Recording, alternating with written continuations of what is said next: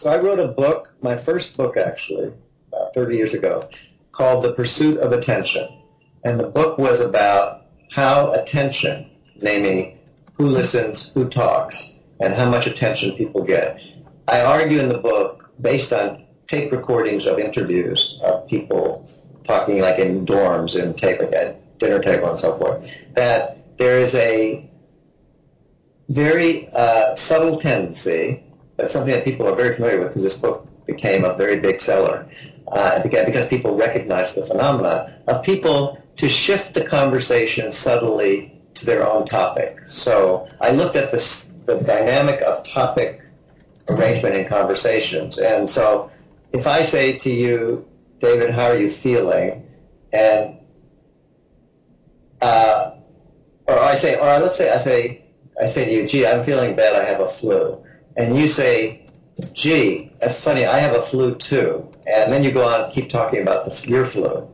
Then my opening gambit in the conversation has been shifted to you're taking the topic of conversation. I call that a shift response. It shifts the attention in the conversation from my problem or topic to your topic. But you do it in a sophisticated way because you acknowledge my flu by saying, I empathize with you, I have a flu too. But then you continue to talk about your flu rather than about my flu. What I call, instead of a shift response, a support response would be if you said, I have a flu too, tell me what you've been feeling. Then you've turned the attention back to me. And the comment, these are just very, very subtle, small changes which can redirect the whole course of a conversation. So I look at a whole pattern of conversations and find that Americans are very predisposed to use shift responses rather than support responses in conversation. That's my definition of conversational narcissism, a pattern of talking in which people find ritually polite ways to shift the focus of the conversation to themselves. So that's my definition of what conversational narcissism is. Now, what's the relation of this to the larger social structure? Well, my basic view of this is that if I'm right, that people are involved in a fair amount of this kind of behavior, it suggests a general need for attention that people have. Again, that's a psychological issue, and it's related to what psychologists would call, I suppose, narcissistic, personality. But my argument is that, again, personality structures and psychological needs tend to reflect not just individual personality, but reflect issues in the culture. So my view is we live in a society, and your generation certainly experiences this, where jobs are insecure.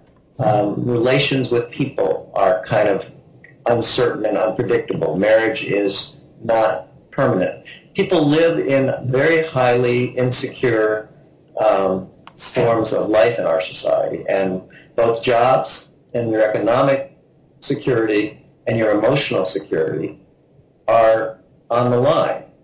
Now, in my view, this produces a lot of self-absorption. When people have a lot of stress and have a lot of problems in their life and don't feel secure, and they have every reason to feel that way because the society is set up in ways that don't make them secure.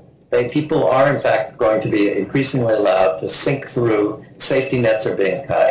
People's relationships are more volatile, and people's jobs are much more tenuous. So my view is that if you have so communities have become weaker. All the forms of society that traditionally bound people to particular economic forms of support or familial forms of support are weaker today. People may have a lot of Facebook friends, but they may not have really many permanent good friends. You may be able to get a job, but the wages may be lousy, and you may lose that job in 2 years.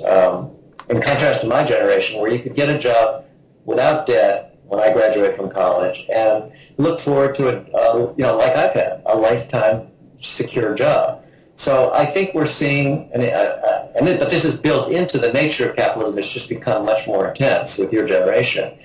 I think that this structural or institutionalized kind of insecurity that people experience, you can't get away from it easily, gets transformed into a self-absorption because people, understandably, because people cannot relax. They have to think about themselves. They have to say, where am I going to get my next, you're constantly thinking about how am I going to make it through the next day, week, month, year, or whatever, because there's so many different challenges that you're facing.